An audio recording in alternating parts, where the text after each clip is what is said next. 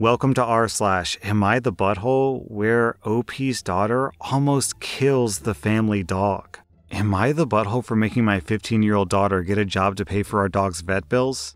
I have 3 daughters, Phoebe, who's 19, Allie, who's 18, and Janie, who's 15. We also have a 2-year-old Chiweenie, a Chihuahua wiener dog mix named Pebble. We were in the middle of a heat wave 2 weeks ago with temperatures hitting 107. Small dogs are more sensitive to heat, so we don't let them go to the backyard for long periods of time, and the deck is off limits because there's no shade on the deck. The problem is, Pebble loves the deck because he can watch the cars, people walking on the trail behind our house, and can see our neighbor's chickens. Jane doesn't have a first period at school and doesn't leave for school until 10 a.m. a few days a week. Both Allie and Phoebe leave at 9:30 a.m., so it's Janie's responsibility to make sure Pebble is inside, the fans are on, and he has water. 2 weeks ago, in the worst of the heat wave, Pebble was crying at the deck door. Janie got annoyed and let him go out onto the deck. Then she left for school and forgot him on the deck. Allie came home a few hours later and started looking for Pebble.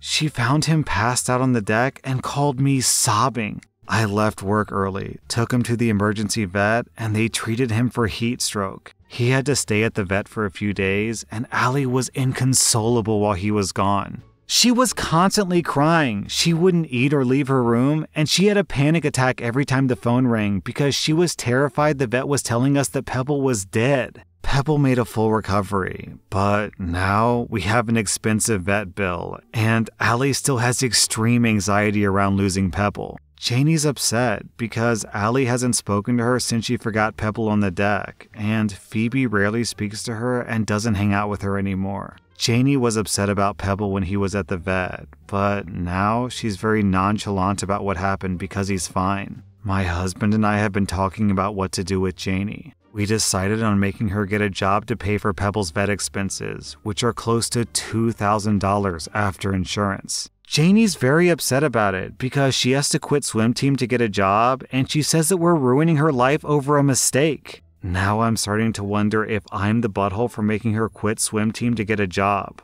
So the comments on this one are super divisive. It seems to boil down to one camp is saying that 15-year-olds are old enough to have a degree of responsibility and to care for another living thing, so expecting her to work off the bill is pretty reasonable. The other camp is saying, no, 15 is too young, their brain is still developing, so you can't fully expect her to be 100% accountable for the dog. That should be OP's job. And I understand where both sides are coming from. So I think you have a spectrum of responses here. And on the weakest end of the spectrum, you have ground Janie, give her a stern talking to, make her volunteer at shelters or something so that she understands that what she did was not okay. And then at the harsh end of the spectrum, you have forcing a 15-year-old to work to pay off a $2,000 debt. And I think it's probably the case that this full spectrum is acceptable, both are okay. It just kind of depends on individual interpretation as to which you prefer. I think probably for me, making a 15-year-old work off a $2,000 debt is a bit harsh. Unfortunately, OP doesn't say how much that $2,000 is impacting the family. It could be that OP could just easily write a check for $2,000, it's not a big deal. Or it could be that losing $2,000 will set them back considerably. And if that's the case, if their family's really hurting from that $2,000, then I think it's fairly reasonable for OP to expect her daughter to pay off the mistake that she made. So I guess I'll say I understand both camps, but personally, I probably wouldn't make that decision. I'd probably do something a little bit milder if my daughter made that mistake and I was looking for an acceptable way to punish her. So I'm going to give you, I suppose 0 out of 5 buttholes, OP, but if anyone in the comments disagrees with me and says that OP does deserve a butthole score, I wouldn't really disagree with you on that one. And I guess I'll give Janie 0.5 out of 5 buttholes because, yeah, she did endanger the family pet, but 15 is right at that age where you can really start taking on more responsibilities, but you can't fully expect them to be totally competent in those responsibilities. So I feel like she's kind of in that gray area where she gets a pass because of her age. Am I the butthole for reporting a coworker to HR and getting her transferred to another team? I'm a 26-year-old woman who's Muslim and Moroccan. But I'm not obviously Muslim, I guess. I don't wear a hijab. First of all, my first name is a name that's common in Western countries too. Think Sarah, Lena, Nadia, Miriam, etc. My last name, I came to learn, is actually a Jewish name. I have a Jewish ancestor, but it's a very common name in my country. So just by my name alone, you wouldn't think that I'm Moroccan. Then, since I'm Imazia, a Moroccan native, I'm very light-skinned with light hair and eyes. I am not what you would think of when you hear the word African. I came to the US when I was 14, so I don't have an accent. During the pandemic, I was hired by a company to work remotely 100% of the time. It was only recently that I started going to the office. I have a coworker, Lisa. Lisa and I have been sorta friends. We both belong to the same team, and even while working remotely, we used to have friendly chats sometimes. When we started working on site, she was so happy to have a friend to chat with. The first day back, she wanted to share her lunch with me. I declined because she wasn't able to tell me for sure if the pan that she cooked the chicken in was used to cook pork before. So she said, "So you follow kosher to the letter, huh?" And I replied, "Actually, it's halal for me." She was obviously confused. Then she grasped the situation and she became cold on the spot. I'm sad to say this, but I'm used to that reaction. In my mind, all I heard was, another one bites the dust, and I moved on with my life. But since then, Lisa started acting very hostile towards me. For example, if she sees that I'm in hearing distance, she would make blatantly Islamophobic comments. She follows me around the office, and when other coworkers ask me out for a coffee with them, she would loudly say that she won't be coming with us because she's going. It's making me and everyone else very uncomfortable. The last straw was Thursday. I was going for a coffee run. We take turns, and I didn't want to take my bag with me. It was a big tote bag. Well, Lisa threw a fit and said that either I take my bag or she will call for security and ask them to go through it. When I asked her what she meant by that, she told me God knows what I have in my bag, and your people aren't exactly known for harmless bags. Everyone was shocked. They said that she went too far. I just went directly to HR and reported her. A couple of coworkers did too. HR called her in on Friday, then they called me in too, and I said that I can no longer work in the same space as her. Today, I received an email that she will be transferred to another department, and I felt relieved. But my mom said that I know better than to do that I should have dealt with it without impacting her livelihood. So, am I the butthole? What? Lisa certainly didn't have an issue trying to affect your livelihood, OP. You know, the whole creating a toxic work environment and trying to turn your coworkers against you thing. And not only just the baseline level of, hey, let's not be really nasty to people that you work with. There's also the element of the company doesn't want this to happen either, because if it keeps going on, you can and should sue the company for allowing it to happen, which is a huge lawsuit and they don't want that. So it's really just better for everyone involved if Lisa is just gone from the team. If you ask me, gone from the company as well, but clearly they didn't go that far. I wouldn't worry about it, OP. Lisa's a terrible person. If she doesn't want to get transferred, maybe she should stop being racist. Or is it racist? Religionist? I give you 0 out of 5 buttholes. I give Lisa 3 out of 5 buttholes. Am I the butthole for being honest about honeymoon passionate hugging?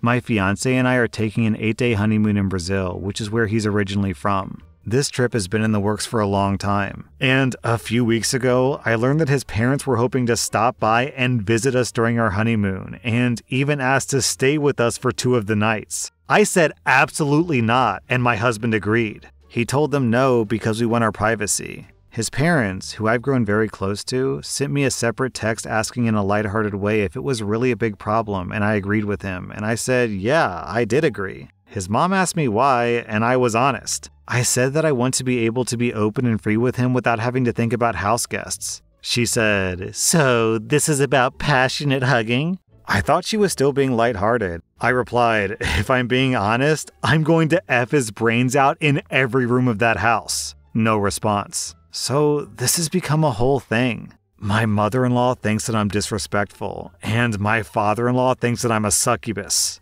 My husband thinks that I went way too far. Am I the butthole? Do I owe them an apology? Okay, so down in the comments, most people have your back. And yeah, I'll agree certainly that your in-laws have absolutely no business coming to your honeymoon. However, if I'm being honest, the way that you replied to your mother-in-law is pretty vulgar. I mean, maybe that level of vulgarity is required because they seem to think that this invasion of privacy is okay, so they need kind of like a wake-up call. But I'm kind of getting the sense from this that, like, you could have handled it in a different, better way. So I'm giving your in-laws 1.5 out of 5 buttholes, and I'm giving you 0.5 out of 5 buttholes. Am I the butthole for telling my mom that I won't put my future on pause just because she decided to start over? I'm an 18-year-old woman, and I'm my 41-year-old mom's first and oldest child. She and my dad weren't together, and I lived with my dad from a very young age because she was busy with her career. So while she was around for my younger years, she wasn't as present as she told me she would have liked to be. She has a husband who's 38. He's a nice guy, and he treats her like a queen, so I'm happy that she's met him. He and my mom wanted a kid of their own, so they ended up having my little brother earlier this year.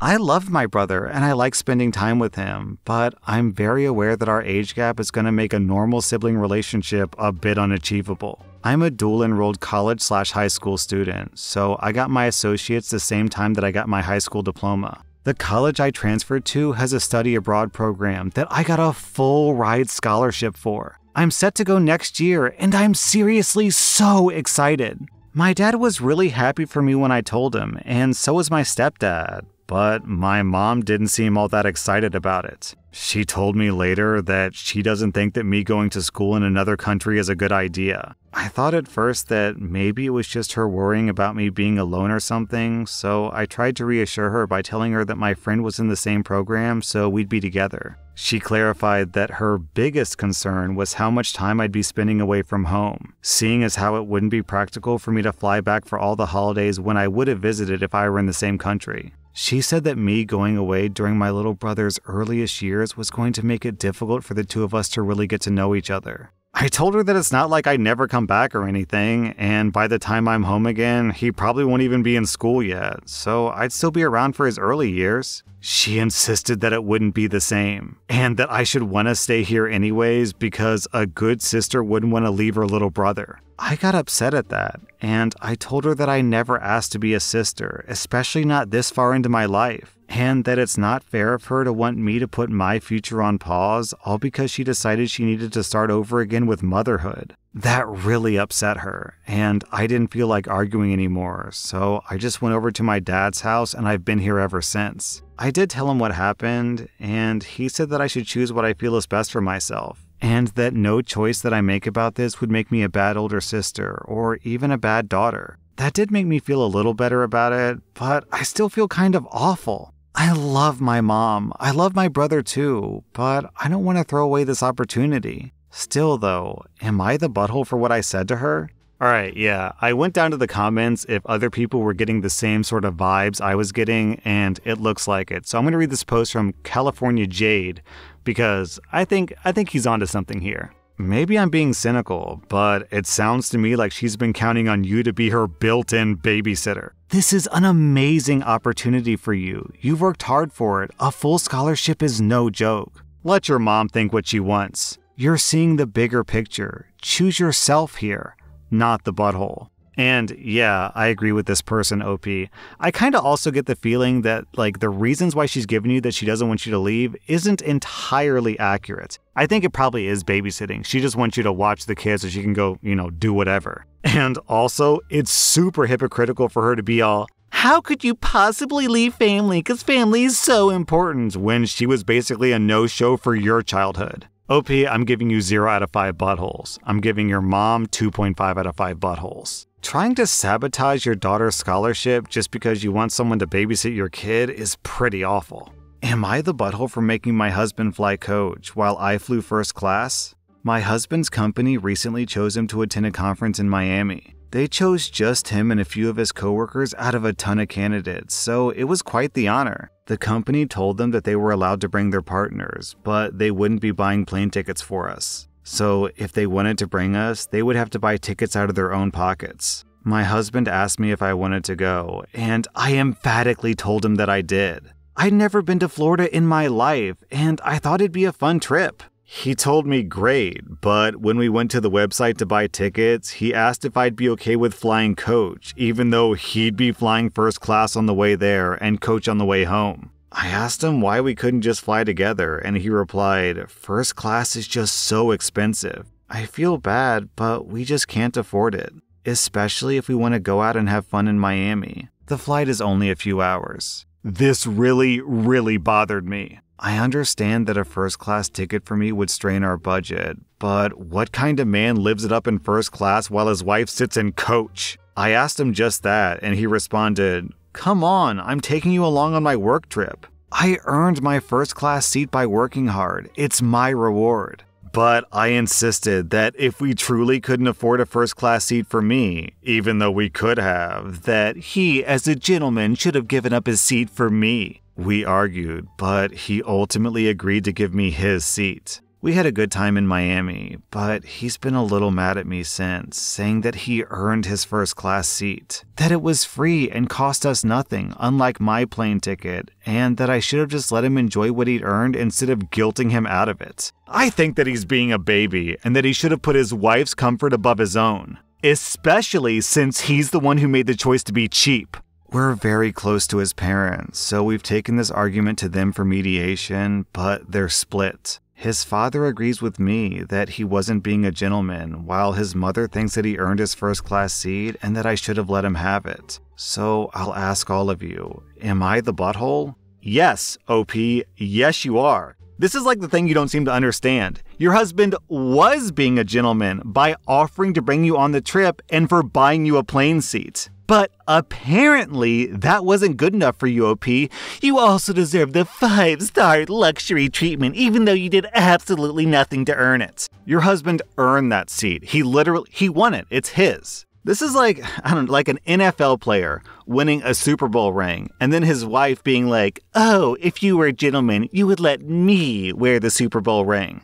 Huh? What? But you didn't earn it. He did. OP, to be honest, you sound like a high-maintenance nightmare. If flying first class is so important to you, then why don't you buy the tickets? OP, I'm giving your husband 0 out of 5 buttholes. I'm giving you 2 out of 5 buttholes. Also, I'd like to point out that just 5 days after posting this, OP deleted her account. So, despite being so enthusiastic about going to Miami, OP clearly can't handle the heat. Today's video is sponsored by ExpressVPN. I use ExpressVPN pretty much every day because it has so many great uses. The big one for me is privacy. Content creators have to be pretty serious about protecting their privacy, and I've also got a family to consider. So I use ExpressVPN every time I browse the internet. Without a VPN, your ISP can see all the websites that you visit. ExpressVPN is especially important if you connect to public Wi-Fi. When you're on public Wi-Fi, your device's data is vulnerable to anybody else who's on that network, including hackers. With ExpressVPN on my phone, I can connect without worrying about strangers accessing my data. And last but not least, ExpressVPN unlocks additional content on streaming services. I'm already paying for YouTube Premium, Netflix, Hulu, and others. So I find it incredibly annoying that these companies lock some of their content because of my location. With ExpressVPN, I get access to the full library of content by manually changing my device's location. Go to expressvpn.com/r/ to get 3 months free. That was r/Am I the Butthole, and if you like this content, check out my podcast where I publish the exact same episodes. Also, hit that subscribe button because I put out new Reddit videos every single day.